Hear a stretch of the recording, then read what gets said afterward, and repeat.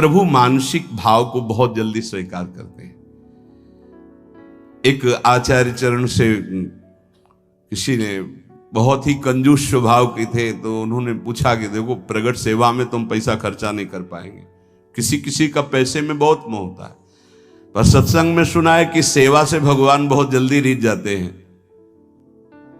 सेवा करने का भाव है पर पैसा ना खर्चा हो, ऐसी कोई सेवा बताओ।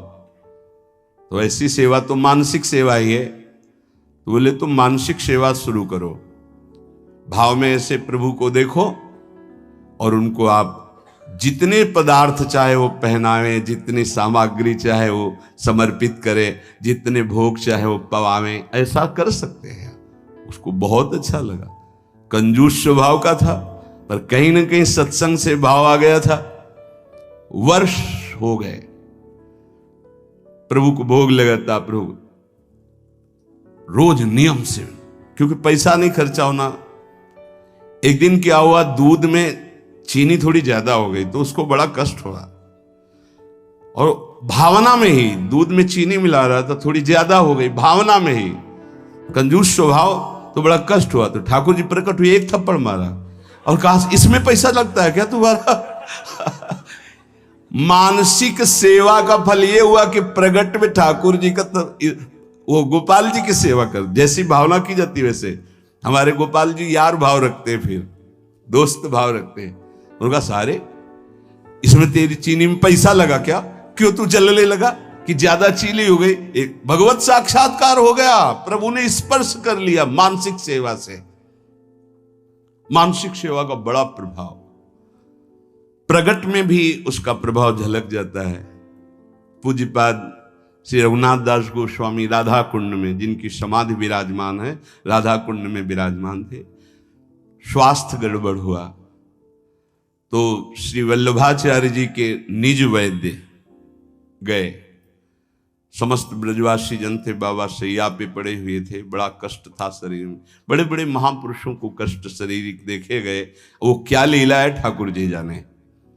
वो अपने भक्तों का कष्ट लेते हैं या प्रारब्ध भोग होता है या भगवान का विधान होता है, इसका निर्णय भगवान जाने।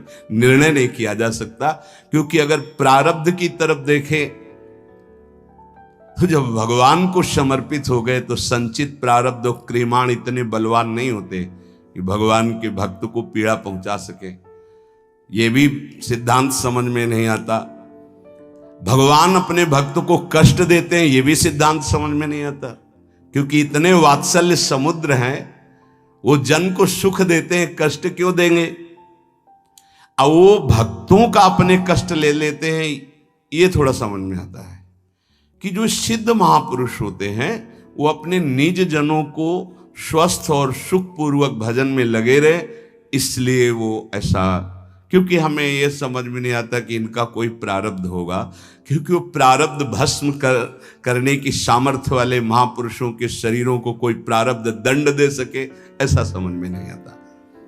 भगवान को जो समर्पित हो गया, पीछे एक बार सत्संग में ध्यान कीजिए, सुनाया गया था कि नाम जापक में इतनी अपार सामर्थ्य है, वो प्रारब्ध को भस्म कर देता है।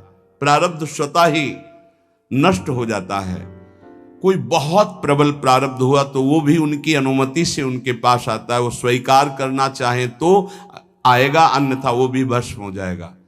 बड़े बड़े महापुरुषों के जीवन में कष्ट, थोड़ा भेद खुलता है भाई जी के पावन चरित्र को पढ़ के, कि जब भाई जी को बहुत पीड़ा गुदाद्वार में और बार बार ऑपरेशन, फिर भी ठीक नहीं और भर्ती, तो बाबा को बड़ी पीड़ा हुई कि ऐसा क्या प्रारब्ध भाई जी का। तो श्री कृष्णचंद्र जो प्रगट भय और राधा बाबा से कहा आपका प्रारब्ध है, भाई जी का प्रारब्ध नहीं। बाबा को पता चला है मेरा प्रारब्ध है, तो सीधे भाई जी के पास गए, बोले अच्छी बात नहीं है, आपने ऐसा क्यों किया? बोले क्या? बोले आपने मेरा प्रारब्ध क्यों ले लिया? अरे बोले व्यर्थ की बातें क्यों करते हो? बोले अब बहाना नहीं चलेगा, स्वयं ये परम तत्व से बताई गई बात है, ये किसी और की बात नहीं, उन्होंने बताया कि तुम्हारा प्रारब्ध है। उनका बाबा हमको इससे कोई फर्क नहीं पड़ता, और आपकी जो अनुष्ठान पद्धति इसमें फर्क पड़ जाता, इसीलिए प्रभु की इच्छा से इसको। तो ये बात समझ आती कि बड़े बड़े महापुरुष अपने जनों का ऐसा लीला पूर्वक श्वेक नहीं, ऐसे जो ब्रह्म स्वरूप महापुरुष हैं उनका क्या प्रारब्ध है। आकर नाड़ी पकड़ी, मानसिक सेवा की आपको बात बता रहे, पूज्य श्री रघुनाथ दास गोस्वामी जी की नाड़ी पकड़ी, आपने कढ़ी चावल ये प्रसाद ज्यादा पा लिया, किसी में आता है खीर ज्यादा पा लिया। ब्रजवासियों ने कहा है वैद्य जी संभाल के बोलिए, जब से बाबा ब्रज में आए नियम है और हमारी वाणी जी में लिखा है, ब्रज का तक्र और लोन, नमक और मठा के सिवा कुछ जीवन में नहीं पिया बाबा श्री रघुनाथ दास गोस्वामी जी महाराज। ऐसे महापुरुष ब्रज का तक्रलोन ब्रज को लियो परस्यो नहीं कछुआन, तक्रलोन ब्रज को लियो परस्यो नहीं कछुआन, नमक और मठा के सिवा कुछ नहीं। तो उनका हम वैद्य की छोड़ देंगे, अगर इनके उदर में अभिवमन करवाओ और कढ़ी चावल या खीर कहीं कहीं आता, अगर ना निकले तो हम वैद्य की छोड़ देंगे। हम नाड़ी पकड़ के कहते इन्होंने पाया है। तो सबको लगा क्या एकांत में ऐसा भी होता है क्या कि बाहर से नमक मठा और अंदर, तो हंस पड़े पूज्य श्री रघुनाथ दास बोले, जिस देश के हम प्रसाद को पाया उसी देश के तुम वैद्य हो। अर्थात साधारण ने लीला में प्रवेश पाए, आचार्य चरण के वैद्य थे। तो वैद्य जी हंस दिए। तब सबको पता चला कि मानसिक में जो भोग लगाया था वो पाया, तो प्रगट में उसका प्रभाव। अगर हम थोड़ा भी मानसिक भाव अपने ठाकुर जी के समीप करने लगे तो बहुत जल्दी लाभ प्राप्त हो जाए। 5 मिनट का है, जो नित्य सेवा में लगे उनका तो मानसिक भाव बनता ही है, उनको बनाने की जरूरत नहीं, अपने आप बनेगा। प्रगट सेवा का प्रभाव है। जैसे आप लोग घर गृहस्थी में हैं तो 5 मिनट 10 मिनट बैठ करके थोड़ा भोग लगाना सीखे, मानसिक भोग लगाना सीखे, मानसिक सेवा करना सीखे। जैसे मानसिक भोग लगाने में है, आप ऐसे भावना कीजिए सामने प्रिया प्रीतम विराजमान है, सुंदर चौकी जो चांदी के कवर से मड़ी हुई, पैसा लगेगा क्या, चांदी के कवर से मड़ी, सोने की बड़ी थाल है, छोटी छोटी कटोरियों, एक में कढ़ी, एक में ये अमुक अमुक, जितने पदार्थ चाहो ध्यान कर करके, इसमें गुजिया, ये गुलाब जामुन, ये सब पदार्थ, और फिर अपने हाथ से पवा रहे, प्रियाजू को पवा रहे, फिर लालजू को पवा रहे।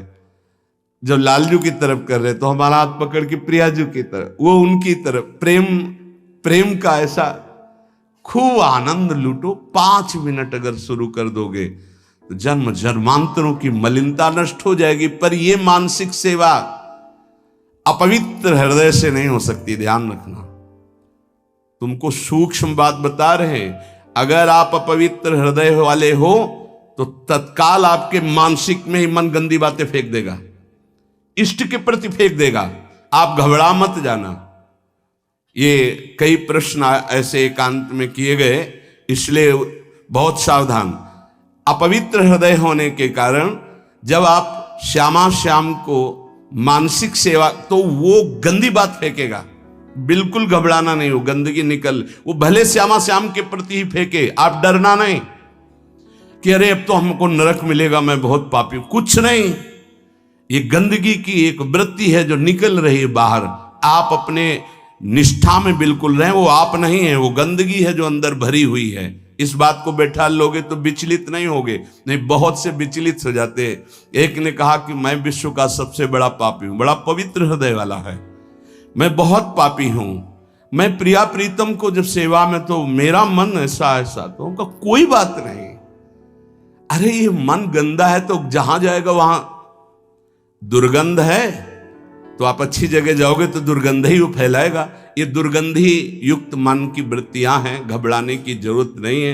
आप जब भजन में बैठेंगे, मानसिक सेवा में बैठेंगे, बिल्कुल खुली बात सुन लीजिए, ये गुरुदेव पर, इष्ट देव पर सीधे गंदगी फेंकेगा। आपको बिल्कुल घबराना नहीं, कोई अपराध नहीं, कोई पाप नहीं। आप अपनी सेवा में, बहुत गंदा है ये, आप भोग लगाओगे वहीं वो गंदी बात रखेगा, वहीं गंदगी फैला देगा, वो भोग लगाने ही नहीं देगा। आप देखना, अगर आपका हृदय मलिन है, अभी पवित्र नहीं हुआ, तो ये उपद्रव रच देगा। आपको बिल्कुल नहीं घबराना, बार बार शांत होना है। आपको बार बार वही अपनी चेष्टा करनी, मैं भोग लगा रहा हूं प्रिया प्रीतम, नाम जब और वाणी गायन से हृदय बहुत जल्दी पवित्र होता है। अगर आपका आहार अशुद्ध है, गंदा भोजन, गंदा पेय, गंदा संग, गंदे आचरण, तो आप कर ही नहीं सकते, 5 मिनट नहीं कर सकते। ध्यान रखना।